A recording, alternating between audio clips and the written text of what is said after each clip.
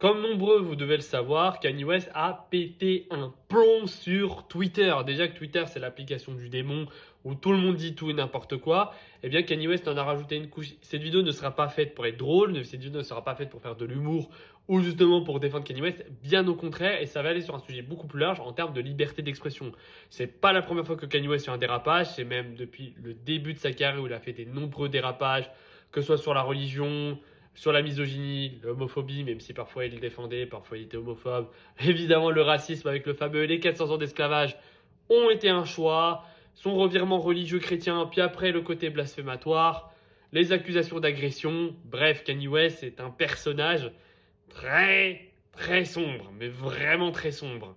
Et il utilise ça comme prétexte pour son art, et évidemment, non. Être problématique ne sert pas votre œuvre d'art, parce que l'art est à l'image de votre personne, et si vous êtes problématique, eh bien votre œuvre est problématique tout simplement. Et même si Kanye West a donné des classiques, ces classiques sont donc problématiques, clairement. Parce que Kanye West, ça fait des années qu'il tient ces propos-là, et en fait, pourquoi il parle comme ça en totale liberté, même s'il a été banni par Twitter, c'est que tout simplement, on a une véritable montée de la liberté d'expression, mais pas de la liberté d'expression au sens large du terme. Parce que je vous rappelle la définition de la liberté d'expression pour certains qui l'auraient oublié, la liberté d'expression s'arrête quand elle entrave celle des autres. Donc quand tu dis que tu es ouvertement nazi, qu'on devrait libérer un Pidi, que le problème de ce monde sont les juifs, tu entraves à la liberté des autres. Quand tu dis que les 400 ans d'esclavage ont été un choix, tu entraves à la liberté des autres.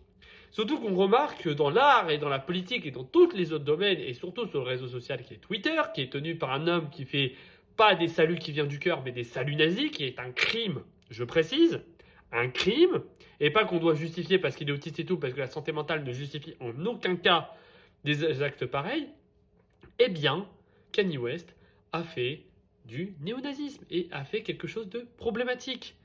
Et cette liberté d'expression, on la donne à un certain groupe de parties de personnes qui veulent reprendre le dessus. Mais dès que ça va être quelqu'un de gauche ou quelqu'un qui va vouloir avoir des points de vue progressistes, attention, je ne dis pas que la gauche a que du bon, mais vous avez compris l'idée, eh bien on va le taper dessus, mais quand c'est quelqu'un d'extrême droite de droite, on va essayer de lui trouver des prétextes. Et donc on voit clairement on donne clairement une liberté d'expression à des personnes à qui il ne faudrait pas la donner. Surtout des personnes qui sont dans le milieu de l'art. On donne de plus en plus la parole à des personnes comme Mel Gibson, à des personnes comme Kanye West, qui ont des propos plus que problématiques et on essaye de les légitimer et on essaye de dire que leur art est légitime avec ça. Alors que non, leur art est pourri par leur mauvaise foi et par leur mauvaise intention. L'art doit être progressiste, l'art doit faire des révolutions et doit permettre aux opprimés d'avoir une voie d'expression. Et Kanye West fait tout l'inverse de cela et l'utilise pour opprimer les opprimés et faire privilégier les privilégiés qui cherchent juste à discriminer les autres.